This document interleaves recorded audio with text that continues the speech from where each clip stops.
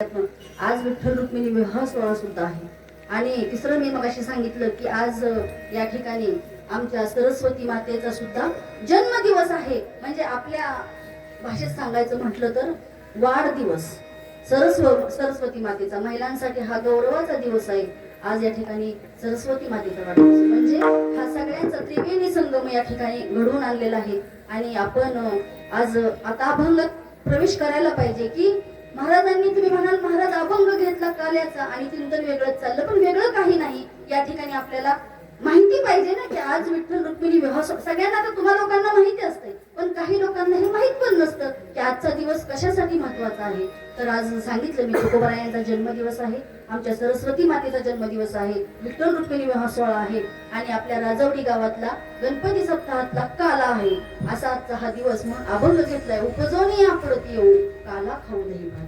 महाराज सांगतात की आम्ही पुन्हा जन्माला येऊन काय करू तर काला खाऊ. हा काला कुठे तर वैकुंठात हा काला मिळत नाही, हा काला फक्त या ठिकाणीच मिळत असतो, म्हणून आम्ही हा काला खाण्यासाठी येऊ. बरं, हा काला मिळाला, बघा काला मिळाल्यानंतर एकटं खाणार का तर नाही. या ठिकाणी सांगितलं एकमेका देऊ. एक उदाहरण सांगेन मी तुम्हाला, एकमेका देऊ मुखी. आता एक वेळेस ब्रह्मदेवाला राक्षस म्हटले की देवा, तुमचा सगळं प्रेम देवांच्या भोवतीच आहे, देवांच्या प्रीती आहे, आमच्या प्रीती नाही. तुम्ही सगळं काही देता ते देवाला देता, आम्हाला देत नाही. काय जे काही आहे ते तुम्ही देवाला देता, आम्हाला देत नाही. मग अहो साधं जेवण असलं तर तुम्ही देवांनाच देता, आम्हाला नाही देत. ठीक आहे म्हटले, आज कालेची पंगत आहे, या तुम्ही जेवायला. कुणाला आमंत्रण दिलं? राक्षसांना आमंत्रण दिलं. मग त्या ठिकाणी राक्षस आले आणि त्या ठिकाणी वार्ता विलाप चालत असताना राक्षस म्हटले पण आम्ही पहिल्यांदा जेवणार. कारण बघा, पहिल्या पंक्तीला कोण बसतं असं म्हणू नका हो. परत आता पहिल्या पंक्तीला बसल्यावर परत त्यांना टेन्शन यायचं आपण पहिल्या पंक्तीला बसावं नाही असं. म्हणजे त्या ठिकाणी विचार केला, सांगितलं आम्ही पहिल्या पंक्तीला बसणार. असं कोण म्हणतं तर राक्षस म्हणतात आम्ही पहिल्या पंक्तीला बसणार. तर त्यावेळेस देवाने सांगितलं ठीक आहे तुम्ही पहिल्या पंक्तीला बसा, पण बसण्यासाठी दोन अटी. काय की तुम्हाला जेवण करण्यासाठी फक्त 10 मिनिटं वेळ दिला जाईल आणि दुसरी अट, तुमच्या ह्या कोपऱ्यात आहे ना काठी बांधली जाईल. मग म्हणले अशी हा म्हणजे आणि 10 मिनिटात जेवायचं. तर 10 मिनिटात जेवायचं म्हटल्यानंतर आता पंक्ती बसल्या कोणाच्या? राक्षसांच्या. आणि राक्षसांच्या पंक्ती बसल्यानंतर अगदी मिठापासून शेवट कोशिंबीर काय बासुंदी सगळे प्रकार वाढले ताटात. पंचपक्वान्नाचं ताट भरलं. दोन्ही बाजूला राक्षस बसलेले, हाताला काट्या बांधलेले आहेत. आता सुरुवात केली, 1 2 3 म्हटले आणि सांगितलं की आता या ठिकाणी टाइम झालाय, 10 मिनिटं तुमच्याकडे आहेत, तुम्ही जेवण करा. आता जेवण करा म्हटल्यानंतर ते असे हात घास घ्यायला लागले. हात घास जातोय कुठं तोंडात, कारण इथं वाटत नाही ना, काठी बांधलेली इथं. आता इथं कसा हात वाटेल? मग तो घास घ्यायचा, कसा खावा लक्षात येणं, असं वरती टाकायचा. मग आता तो घास आपण पहिला कशाचा खातो? भाताचा खातो. मग भातात आमटी घालवली आणि तो घास घेतला आणि असा वरती टाकायचा. घास वरती टाकल्याबरोबर आ करायला जायचे, तो घास तोंडात पडायचा का नाही, डोळ्यात पडायचा, नाकात पडायचा. मग सगळीकडे ठसकाच उठला की हो. ती भाजी टाकताना ठसका नाही उठला, एवढा इथं पंक्तीत ठसका उठला. असं करत 10 मिनिटं संपले आणि देवाने सांगितलं तुमचा वेळ संपलाय. पत्रावळीवरच सगळं संपलं, पण तोंडात एकही घास गेला नाही. कोण होते ते? राक्षस होते. आपल्याला पहिली पंगत मिळली पाहिजे. आणि सांगितलं, उठताना राग आला, देवा ही काय असली, कोपरात हात बांधला, ती बांधला, 10 मिनिटाचा वेळ दिला. आता देवांना ही तीच आड घातली पाहिजे. हो म्हटले, देवांना ही तीच आड घालणार. मग देवांना ती आड घातली आणि देवांनाही सांगितलं तुमचा वेळ चालू झाला. देवांचेही हात कोपरात बांधले आणि पंक्ती बसवल्या. पंक्ती बसवल्या. देवांनी पहिल्यांदा काय केलं, लांब बसलेल्या पंक्ती अगदी जवळ घेतल्या, अगदी समोरासमोर आले आणि पुंडलिका वरदा झाल्यानंतर त्यांनी काय केलं, पहिला घास घ्यायचा, समोरच्याला चारायचा, दुसऱ्याने घ्यायचा, इकडच्याला चारायचा. एकमेका देऊ मुखी सुखे घालून बरी. म्हणजे दुसऱ्याला दिल्यानंतर आपलं पोट भरतं हे ह्यातलं लक्षात घेतलं पाहिजे. म्हणून काला हा एकमेकाला द्यायचा असतो किंवा रोजचाही असू द्या. बघा, आम्ही असं कीर्तनात सांगत होतो एक दिवस की काहीतरी आपल्या हातनं अन्नदान घडावं आणि अन्नदान घडावं. कमीत कमी एक तरी व्यक्ती आपल्या बरोबर रोज जेवायला बसावी. बाहेर एखाद्या व्यक्तीला तरी अन्नदान घडावं. मग त्या ठिकाणी एक उठले बाबा आणि म्हटले, ताई आमच्याकडे रोज एक व्यक्ती जेवते. मी म्हटलं खरंच बाबा, तुम्हाला धन्यवाद द्यावा लागेल, धन्यता द्यावी लागेल, तुमच्याकडे रोज एक व्यक्ती जेवते. मी म्हटलं नाव सांगाल त्यांचं? हा म्हटले, माझ्या पप्पाची आई जेवते ना माझ्या बरोबर. बायको बाईल सावशीन आई आपण पितराची ठाई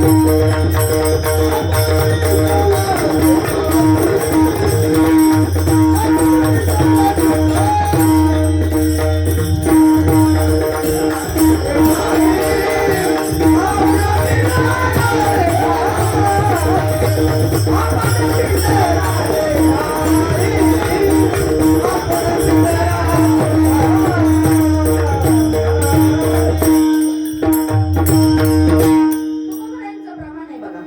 बाईल सवासीन ठाई आई आपण पितरांची ठाई बाईल सुवासीन म्हणजे आम्हाला पितृदोष निघाल्यानंतर सांगतात की बाबा तुम्ही पित्र घाला. मी एका माणसानं काय केलं बायकोलाच जेवायला घातलं म्हणून तुकोबराय सांगतात बाईनं सुवासीला आई म्हणजे सुवासीन म्हणून तुम्ही बायकोला पुजता आणि आपण पितराची ठाई म्हणजे आम्ही दोघं जेवलो झाली पित्र असं होतं का? नाही होत. म्हणून तुकोबरायांनी हे सुद्धा गातात प्रमाण देऊन सांगितलंय की बाईल सुवासीन आई आपण पितरांची ठाई म्हणजे त्या ठिकाणी आपल्याला अन्नदान घडलं पाहिजे. तुम्ही आपल्या मनाने अर्थ लावू नका.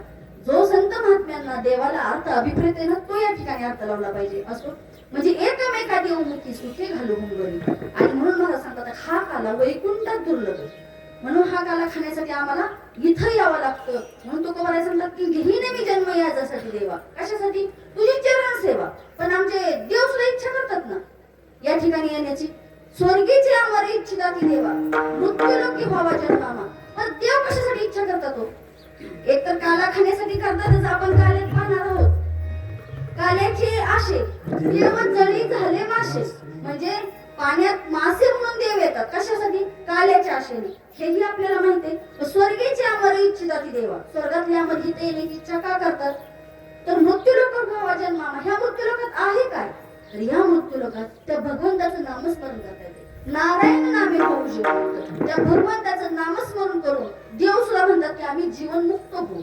आणि तुकोबराय सांगतात की घेईन मी जन्म याच्यासाठी देवा म्हणजे हे संत महात्म्यांनी म्हणावं आपण नाही. आणि आपण किती जरी वेळा म्हणलं की जन्म घेईन आणि पुढच्या जन्मी हे करेन होत नाही. म्हणून आता ताबडतोब ह्याच जन्मात आपला उद्धार करून घेतला पाहिजे. श्रवण भक्ती कीर्तन भक्ती स्मरण पादसेवन अर्चन दास्यवंद नवविधा भक्ती आहेत. ह्यापैकी कोणती तरी एखादी भक्ती आपण केली पाहिजे. या ठिकाणी तुम्ही श्रवण भक्ती करत आहात आम्ही या ठिकाणी कीर्तन भक्ती करतो. या ठिकाणी हे साथीचं काम करत असतात म्हणजे सगळ्यांनी जर विचार केला तर या ठिकाणी तुमचा सगळ्यांचा वाटा आहे.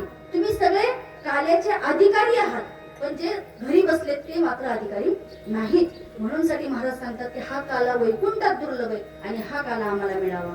आणि शेवटच्या चरणात महाराज सांगतात की तुका म्हणे वाळवंट बरवे नीट आणि उत्तम. वाळवंट कसं असतं तर बरव नीट आणि उत्तम. आता ह्याचा अर्थ काय हो बरव म्हणजे चांगलं उत्तम म्हणजे चांगलं आणि नीट म्हणजे चांगलं म्हणजे चांगलं चांगलं चांगलं चांगलंच आहे वाळवंट.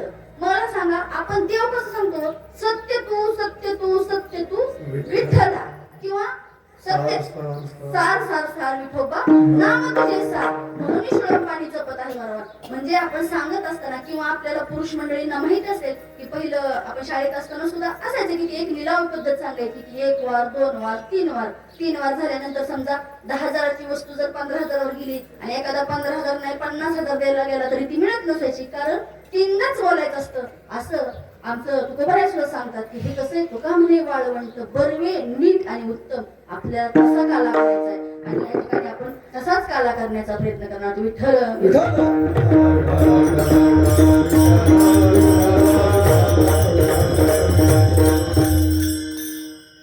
आज मगाशी सांगितलं मी तुम्हाला की या ठिकाणी गणपती बाप्पांचा जन्मोत्सव सोहळा झाला. त्या निमित्ताने 3 दिवस सप्ताह झाला.